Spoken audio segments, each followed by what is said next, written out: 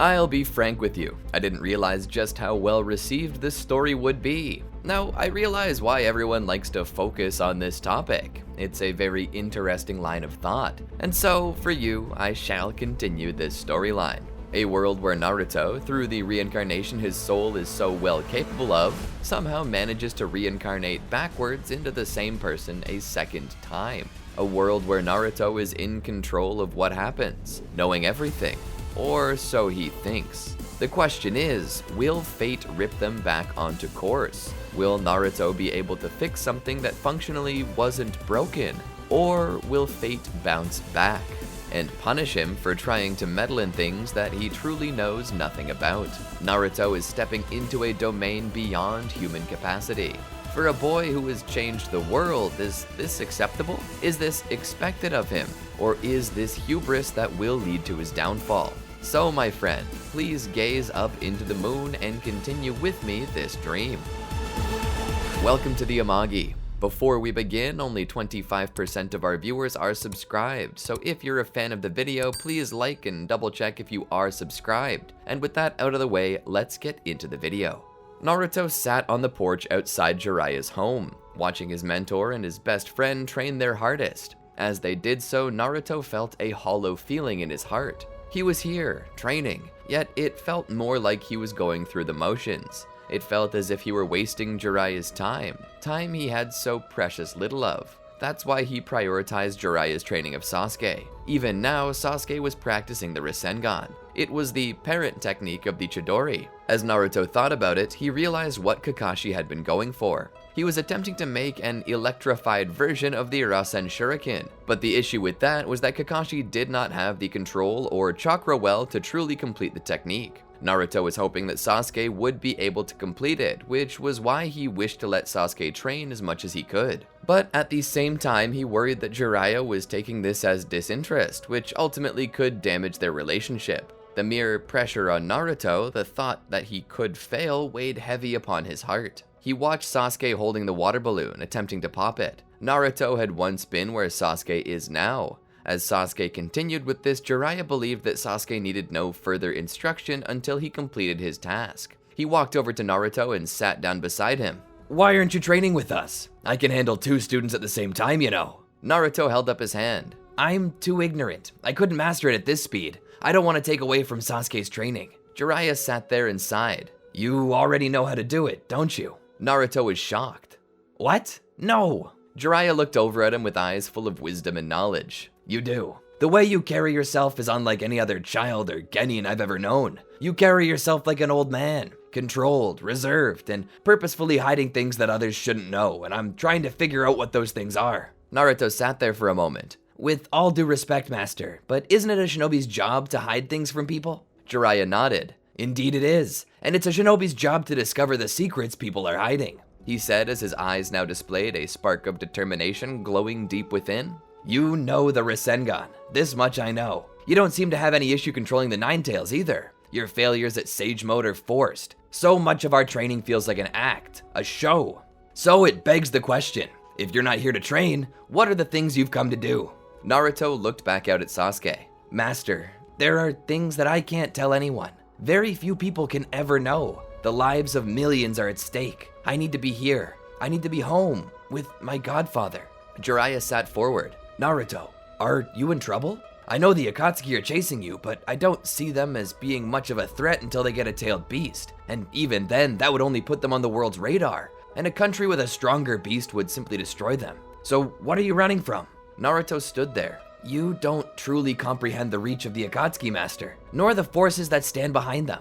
"But you do," Jiraiya said. "You have quite a bit of information for someone so young. More information on them than even I have, and I have devoted many years to studying and tracking them. How is it that you know more than me?" Naruto took a deep breath. He didn't like where this line of thought was going.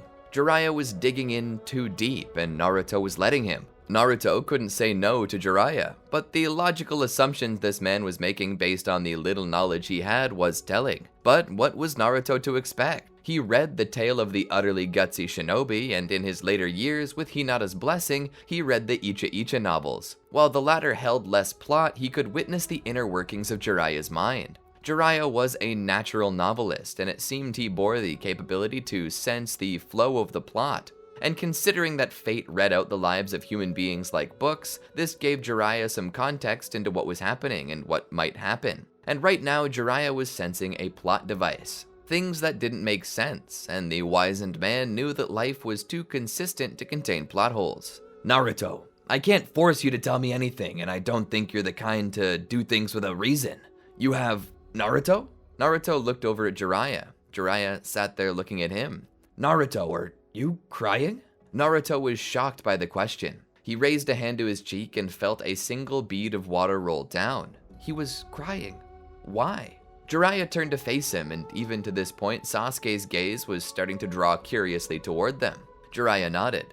He stood and put his hand on Naruto's back and began to lead him inside, faking a laugh to force Sasuke's suspicions away. Once they were inside, Jiraiya sat Naruto down. Naruto, you need to tell me what's going on. I can help you, but you need to trust me. Naruto sat there as more tears appeared on his emotionless face. Master, there are things you can't know. There are things only I can bear. Jiraiya shook his head. Naruto, you assume that's true, but it's not. You need to tell others. Naruto looked down to the tatami flooring. No, Master. Only I can know this, because only I can avert it. If I tell others, it takes what little power I have out of my hands and spreads it too thin to do anything, and will merely cascade into a waterfall of missteps that'll result in a worse outcome for everyone. Jiraiya drew a bit closer. Not true. I merely wish to support you. You've been different for the past few months. You're different from the boy I met in front of the bathhouse. Naruto looked down. Master, something happened and it was my fault. I failed to do something. I was so confident in myself that I didn't think it was possible that I made a miscalculation and someone I loved very much died. I got them killed. Who was it? Jiraiya asked. Naruto shook his head. It was Hiruzen, wasn't it? Jiraiya said.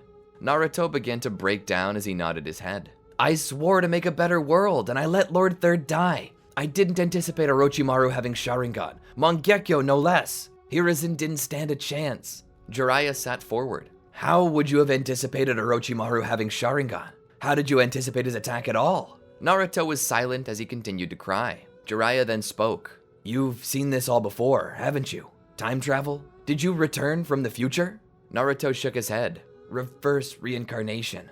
Jiraiya nodded. You were reborn with all of your memories. Naruto nodded. And abilities. I didn't come here to train because I needed to grow stronger. Then why did you come here to train? Jiraiya asked. Naruto's crying sped up as he wiped his tears. I wanted to train so I could get back my friendship with you. In my last life, you were my best friend. More than a mentor, you were like a father to me. And when you were Naruto stopped. When I was killed? Jiraiya attempted to finish the sentence. Naruto looked up, his eyes shining like glass. When you were killed, I thought I lost everything.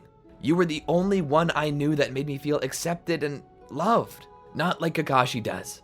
He loves me, but differently. You became my papa, just like how Hiruzen became my grandpa, and I lost you both. Then, upon backwards reincarnation, I got the chance to be with you two again, and I just wanted to fix it so you wouldn't die ever again. But fate keeps reverting back to its original course. Mr. Hiruzen is dead now because of that. Despite my knowledge and everything I've tried, Hiruzen still died. I don't want to lose you again, Master. I don't want to lose you again. Naruto fell into Jiraiya's embrace. Jiraiya pulled him in and wrapped his whole body around his apprentice to comfort his inconsolable heart. Naruto, you won't lose me. Not again. Don't be afraid. Naruto continued to cry. Standing in the doorway was Sasuke, watching on with concern on his face. Jiraiya looked up at him, unaware that he'd been there. How long have you been standing there, Sasuke? How much did you hear? A little bit, he said with his mind attempting to process everything. Jiraiya felt Naruto tense up in his arms. Reverse reincarnation. Is that why you act weird before something big happens? I always thought you were like psychic, or like dogs who can sense earthquakes before they happen, but that's not it, is it? You've actually experienced the future. Naruto let out a quiet yet high-pitched squeal of terror and frustration as his head was hidden. Now, Sasuke, Naruto has his reasons for these things. You can't blame him. He's trying to protect the world and make it better, which he assumed would be impossible to accurately do if too many people knew about it. Sasuke nodded. Yes, but you could have told us. Who all knows? Naruto sat up and thought about it.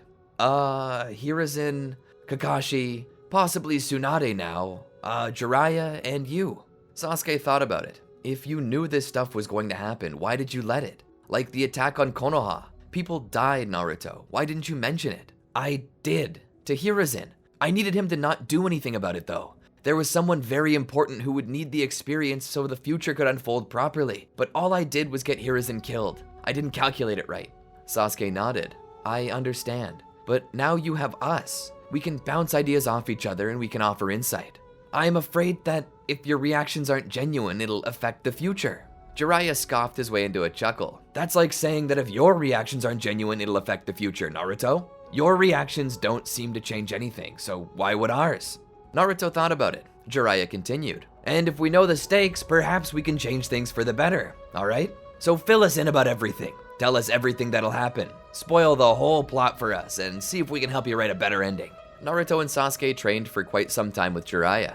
Thankfully, nothing big was planned to happen for 2.5 years, so Jiraiya and Sasuke helped Naruto plan, and then told him to just calm down and relax. Since he still had all of his strength from training, he really just focused on maintenance training, all while Sasuke attempted to catch up. He managed to learn the Rasengan and Jiraiya's Toad summoning, even going so far as to learn and master Sage Mode. But as always, these happy days do not last, and the time comes where Naruto realizes that he must return to Konoha and prepare for the next big event. And so he proceeds to return with Sasuke and Jiraiya in tow. Upon returning to the village, Naruto heads straight for the office of the Hokage where Tsunade is waiting. She greets them both. Jiraiya and Sasuke allow Naruto to take the lead here. Naruto walks over and asks if he can have a seat. Tsunade tells him that he may. Do you know about me? Tsunade looks at him for a time. Know about you? Naruto nods. Did Hiruzen leave any records of me and what I can do? Tsunade smiles. He did. And these facts were corroborated by Kakashi. One of the last things Hiruzen left was a letter for any prospective new Hokage. He said that there was a chance that he'd be killed during the Chunin exams by Orochimaru as per the prediction of Naruto Uzumaki. He said that he hoped the letter would never see the light of day, but that it was important that he do something to help Naruto convince the next Hokage of his abilities should the worst come to pass. Kakashi confirmed and explained the bits that I didn't understand from Hiruzen to me. Naruto nodded. Then you understand what my mission is here in the village. I'm here to inform you that either right now or at some point in the very near future, Gaara will be kidnapped by the Akatsuki. 2 members named Deidara and Sasori. They'll attempt to steal the tailed beast from the Kazekage. You will have planned to send Team Kakashi along with Team Guy to save him, but will be too late, and he'll need to be revived via a technique from Chiyo, and that'll result in the demise of Chiyo and the revival of Gaara. I wish to get a step up on this and attempt to save him now. Tsunade nodded and sat back. Indeed. Rumors have been flying, but we've yet to receive a formal request. Sending you now to fulfill an unsanctioned mission in the Land of Wind will cause distrust between the Sand and Leaf. Naruto understood this point of view. After all, he too was Hokage at some point, but he knew it was important to act now, and that if he didn't, Chiyo's death would be set in stone. Gaara's the leader of the Sand, and if we play it off as us attempting to help, it actually might draw us closer. Tsunade thought about it. I know what you're attempting, Naruto, but you're playing a dangerous game. You're risking a lot for one person. I know that's callous of me to say, but if saving one life, a very old life at that, one that died with meaning in your timeline, brings possible death to millions, do you really think that this is a good idea? Naruto thought about it. I understand your point. He looked around. But it would also put one less tailed beast into the Akatsuki's hands. It would slow down their Eye of the Moon plan considerably. Tsunade looked up. Eye of the Moon plan? It was at this moment he knew he screwed up. Did I didn't say that. Tsunade sighed. Did he tell you about this stuff, Jiraiya? Jiraiya laughed a little bit. Yeah, he's told me everything, Tsunade. Hiruzen trusted his judgment, and so do I. Hiruzen's dead, Jiraiya. Naruto looked down, obviously still sore about that. Jiraiya waved his hand down at her to calm her. Yes, but Naruto was acting alone that time. This time he has me and Sasuke to bounce ideas off of. Tsunade shook her head. So he's getting advice from a horny man-child and an edgy stereotype. That makes me feel tons better. Just trust us here, Su, Jiraiya insisted. Tsunade then took a deep breath and let it out with a sigh. Fine. If this is the way you wish to play it, then go for it. But if the world ends, I'm holding you both personally responsible for it. She took out a pen and paper and began to write up her approval for the mission. This mission is off the records until such a time as we are requested. Naruto nodded as he took the paper. He stood and prepared to leave, but stopped. Also, don't send Jiraiya to Amagakure to spy it out. I'm gonna tell you now, that's where the Akatsuki are hiding their main base. We'll come up with a plan when I get back. Naruto left, leaving Tsunade dumbfounded. The trio then left the office where they met with Kakashi and Sakura. At this time, Naruto met with Kakashi secretly and told him that Jiraiya and Sasuke knew everything. Kakashi then nodded and looked to Sakura. Should we inform her of what's going on? It would seem a bit unfair to leave her in the dark, considering she's probably smarter than all of us. Naruto nodded in agreement. It would be a good idea, yes. And so they caught Sakura up to speed about this. She was shocked, but she seemed to take it well, believing it and saying that things made a lot more sense now. After this, Naruto informed them of their next mission, and the group began making their way to the Land of Wind. It was Team Kakashi and Team Guy as always. They were making great time. Eventually, as they were headed toward the hideout, they spotted a group of shinobi making their way back to the village. Among them was Kankuro, who had been wounded and was barely making it. The group seemed to become defensive, wondering what Konoha shinobi were doing in their nation. Naruto told them that Konoha had been requisitioned to help in locating the Kazekage. Kankuro said that he never recalled sending any message to Konoha. Naruto pointed to his wound. Well, no wonder. It looks like you've been poisoned. He looked to Sakura and asked her to begin the process of healing him. And she did so, managing to nullify the poison and crafting an antidote. Naruto told them to get Kankuro back to the village and that they would continue looking for Gaara. The Suna ninja thought this was suspicious as Naruto never even asked for directions. Together, the team made it to the cave where Gaara was being held, and they managed to bring the force field down. Within it, they found the Akatsuki, beginning the ritual to remove the tailed beast, but they managed to stop them before it began in earnest. Naruto began to command them. Sakura, Sasuke, take Sasori. Naruto then turned to Kakashi. Keep your Kamui ready, we need to handle Deidara.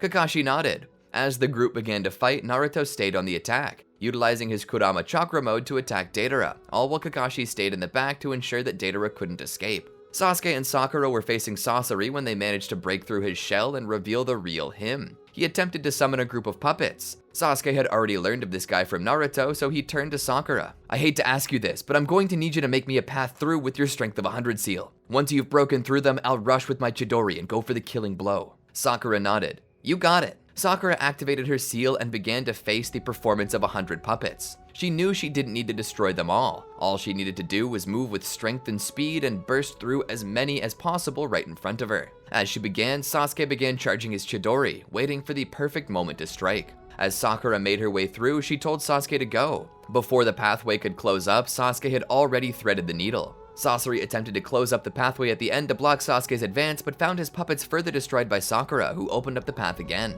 Sasuke pushed through, and before Sasori could do anything, Sasuke had punctured his heart. Sasuke pulled out his hand, feeling splinters inside. He shook his hand, a little weirded out by how much blood there had been within the puppet. He looked over to see Naruto pushing Deidara back. Naruto attempted to capture him, but instead Deidara decided that he would rather leave behind an impressive crater than be taken hostage. So he activated his C0. He opened the stitches on his mouth and chest and began to feed it explosive clay. Naruto was a little shocked by this. Frankly, he did not expect it. He didn't actually know about this technique. He never asked Sasuke how Deidara died, only realizing that Sasuke had killed him in his search for Itachi. Deidara began to laugh maniacally. A true artist suffers for their art. Art is born in the heart, it flows through the veins, and it's released in a vibrant explosion. I will be the most well-remembered artist in the world! You're friggin' crazy, Naruto shouted. Deidara laughed. All the best artists are. You should feel blessed. You'll become part of my art. An explosion that'll cover 10 kilometers, farther than you could ever hope to run. Make your peace with God, gentlemen, and prepare to be immortalized with me as the one who killed the Kazekage and left a permanent scar on the Land of Wind. The darkness in Deidara's veins continued to expand as it seemed his body was slowly pulled into the mass of clay. All that remained was a tiny, dark orb. Oh no. What have I done? I miscalculated, Naruto shouted. As the orb began to crack, light started to emit from within. Naruto closed his eyes in preparation for the end. Then, suddenly, nothing. Naruto opened his eyes to see that nothing had happened. What? He looked back and saw Kakashi standing there, panting, his Mangekyo Sharingan bleeding ever so slightly. Naruto realized what had happened. Kamui. Naruto ran to Kakashi and hugged him. Kakashi-sensei coming in clutch. Gaara was speechless. Naruto walked over to him. It's good to see you again, Gaara.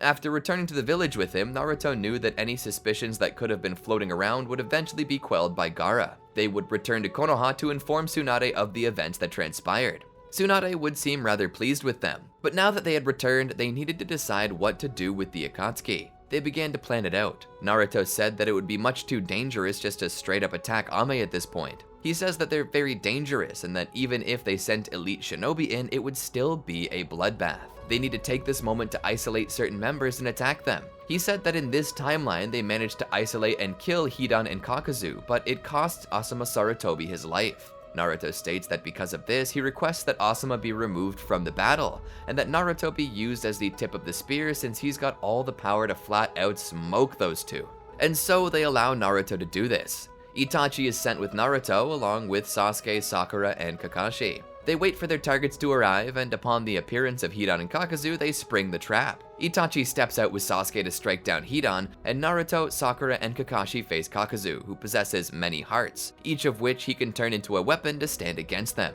Naruto, in his six-path sage mode, could foderize Kakuzu, and to a point he does. All the while, Hidan faces Sasuke and Itachi in battle. He swings his scythe at them. They're surprised by his strength and his ability to just shrug off their attacks. He uses this confusion to get a hit in on them. After drawing blood from his victims, he takes on a more sinister appearance. He licks Sasuke's blood and attempts to strike himself with a rod. This causes bodily harm to Sasuke. Sasuke coughs up blood and falls to his knees. Itachi would understand this technique quickly. Hidan seems to draw his power from the occult. Upon noticing the symbol on the ground, Itachi realizes he must deal with that. To be frank, his guess was only half correct, as he believed he needed to destroy the circle, when in actuality, all he really needed to do was push Hidan off of it. But it was a good first assumption, worthy of Itachi's intelligence. Pushing Hidan off of the circle, he erases it. He then begins to go on the offensive as Sasuke sticks back to tend to his wounds. Sakura rushes over to Sasuke to begin healing, while Itachi continues to do battle, using his Susanoo. Sasuke stands. "I gotta help."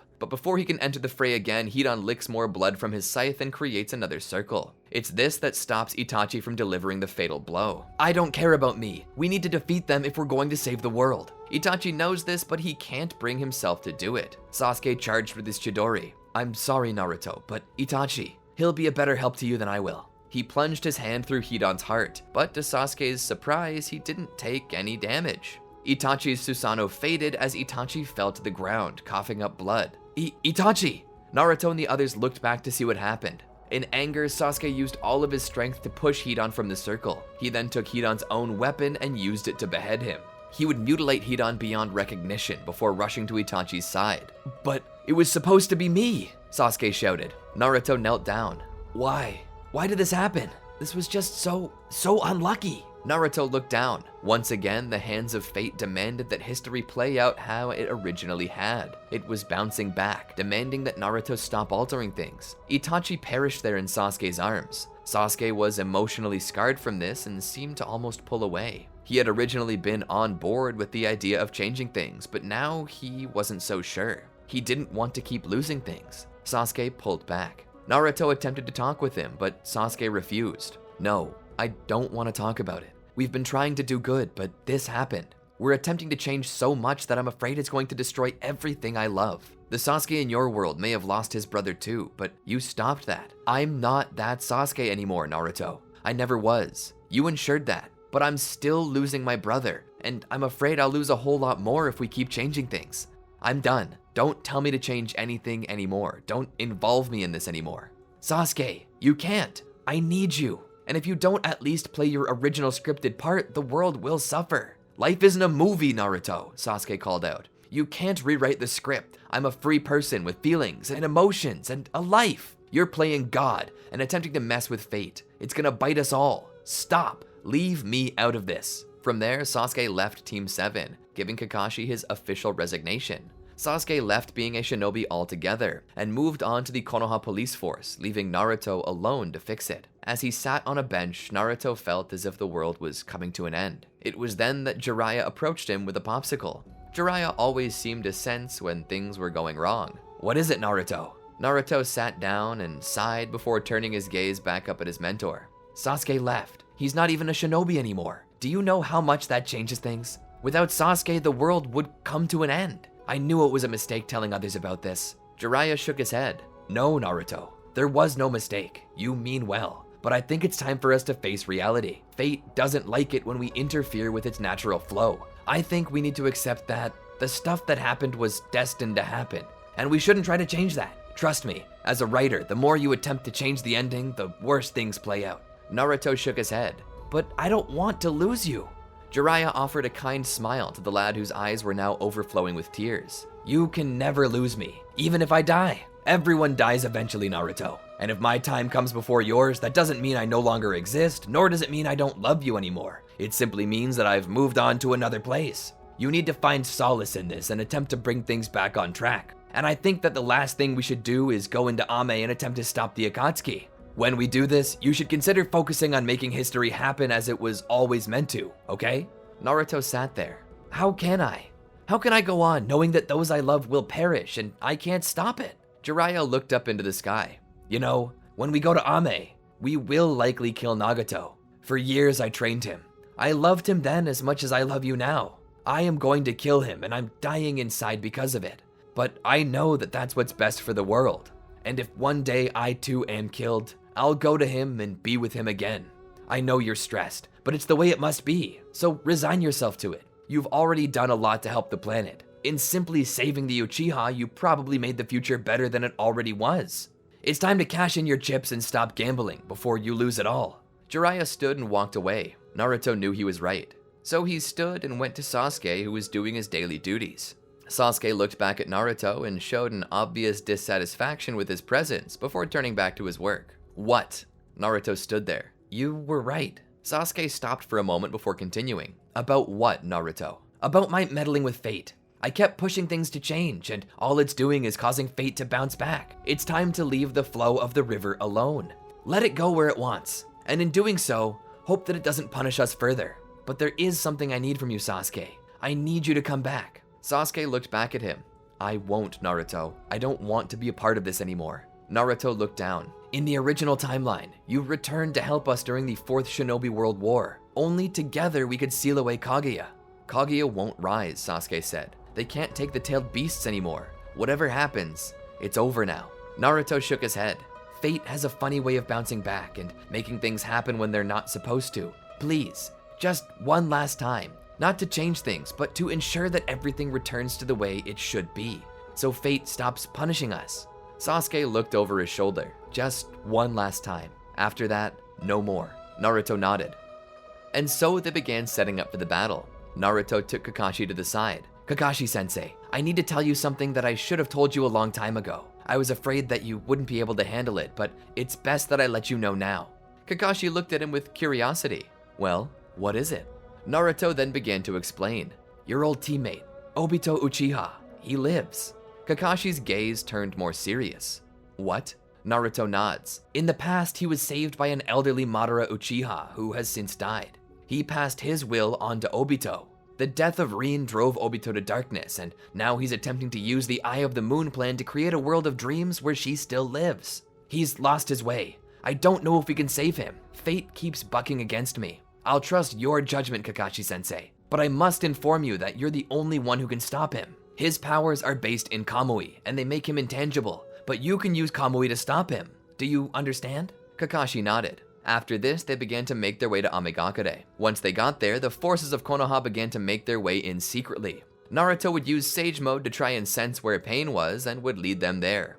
Our priority targets are Nagato Uzumaki, Obito Uchiha, and Black Zetsu. Black Zetsu is one of our greater opponents. If anyone sees him, kill him on sight. Do not take him prisoner. The group agreed and then split into 3 different groups. Naruto and his squad went after Pain, Kakashi and his group went after Obito, and Sasuke's group went for Black Zetsu. Naruto and Jiraiya confronted Pain. Are you sure he can't be saved? Jiraiya asked. Naruto looked back. He could be, but in the end he had to die. Fate would push it that way. Jiraiya thought about it. So let it be done. No matter what happens, grin and bear it. The two moved on to fight Pain, with Jiraiya entering Sage Mode and Naruto entering 6-Path Sage Mode. The two would rush Pain. Diva and the other paths attempted to hold them back, but frankly, Naruto was so strong at this point that they were hardly a threat. With his truth-seeking orbs, Naruto would be capable of negating much of their jutsu. All the while, Obito and Kakashi met. Kakashi Hatake, the Leaf's white fang. Dispense with the theatrics, Obito. Take that damn fool mask off. The masked man was stunned, but slowly he did as bidden. He bore to Kakashi his twisted and scarred face. All the while, Sasuke and Sakura were facing off against Zetsu. The raid was going just as planned. With Naruto's direction, the battle turned in their favor. The Akatsuki were caught off guard. One by one, each member fell. Zetsu first, then Pain, and finally Obito. Naruto had instructed that they should give no quarter. He felt like an absolute monster, but also that this was what was best for the world. And as hard as it was, they fulfilled their mission. Naruto stood there and watched as Jiraiya cradled Nagato's body in his arms. Naruto slowly began to cry as well. Elsewhere, Kakashi stood over Obito's body and looked into the sky, as if begging Rin for her forgiveness. And with that, the battle came to an end. Everyone went home. Despite what they had just done, they went home. There was no excitement or glory in it. They didn't feel like heroes, they felt like devils. Returning to the village, however, they found it devastated. What? Above the village hovered a certain being. He turned to face them. Ishiki, Naruto questioned. The Otsutsuki looked down on him questioningly. You know my name. How so? Naruto was stunned. No matter, the man said. I have come for the Nine Tails. I will soon visit each village to claim what's mine. How are you here? Naruto asked. Your body shouldn't be strong enough for this, he cried out. Ishiki was even more curious to this. I sense the threads of fate have you ensnared, young one, he said. I allied with a certain scientist who provided me a new vessel. One made of the cells of your first Hokage. A vessel that could hold my soul and bear my strength. But little did I know what I could get from this. Suddenly, with a flick of Ishiki's hand, a grove of trees appeared before them, each one with a vine intent to destroy them. Naruto and his group dodged. Landing to the side, Naruto looked around and realized that fate was still punishing them. The timeline had been sped up. Orochimaru was the center of his miscalculations. If only he had killed him that day when they recruited Tsunade. But then again, if he had, there's no telling what he would face here. The very fabric of space and time was buckling under the paradoxes Naruto had introduced. Naruto was watching this occur. He was watching his home burn and his world be lost due to his actions. He had been but a single man who believed he could play God. He thought he understood the future and how to affect it, but all he had done was ruin his chances at a perfect world. There was only one way to set this right. Kurama, are you with me? The tailed beast nodded. One more time around. Together, they activated their Baryon mode, with Naruto supplementing it with his six-path Sage mode. All of this together felt like Naruto's body might just burst at the seams. But with this power together, he knew that they had a chance. He launched up into the air at Ishiki and struck out at him. Ishiki would respond by attempting to drop cubes on him, but Naruto dodged as if they weren't even there. With his Sage mode active, he knew that he and Kurama could last a little longer, but not by much. As Ishiki attempted to fire chakra rods at them, Naruto once more dodged. He rose up into the air and stopped for but a moment to take in the sunlight and the energy around him. He built it into a massive big ball Rasengan. He would come down on Ishiki and strike him with it, completely evaporating him. He then lowered to the ground as the chakra around him faded. He fell to his knees and then upon his face. Jiraiya ran over to him. Naruto! Naruto! Naruto opened his eyes. I screwed this all up, Pervy Sage. Jiraiya shook his head. No, you saved the village. Naruto laid there and looked at him. Pervy Sage, I shouldn't have messed around with fate. This is the price we pay. The more we dabble with destiny, the more it punishes us. I had a perfect world, and I foolishly thought that I could make it better. I can't control, nor can I predict what'll happen. Perhaps it's best that we don't know the future, but take it as it comes. Jiraiya held him as Naruto began to cry. I'm gonna try again, but next time around I won't be able to save you. Jiraiya nodded. It's okay, Naruto. It's okay. Just know, when I die, I'll be thinking about you. Naruto took one last look at his friends. He then closed his eyes and suddenly he awakened, screaming and crying into the world. His little eyes were hazy, but he thought he saw Kushina and Minato there. Despite being an infant, he vowed within himself to no longer fight fate. The world would be perfect. He just needed to believe it. And that's the end of this video. I hope you enjoyed it. Despite everything Naruto tries, fate tends to favor its original course. Now, of course, if we were to do this with just the concept that Naruto knows everything and remove the theatrics, then literally everything in the series doesn't happen, and that's just a boring story. But if you ask me, I think the Naruto series is better with its tragedies, as those were how Naruto developed into who he was. Without them, there's a chance he could have ended up any number of ways, and the story would have ended with a hero too weak of will and heart to drive off the darkness. But anyway, I hope you enjoyed this video. If you did, leave a comment and click the like button. And if you wish to see more videos like this, be sure to subscribe and ring that bell. Until next time, peace.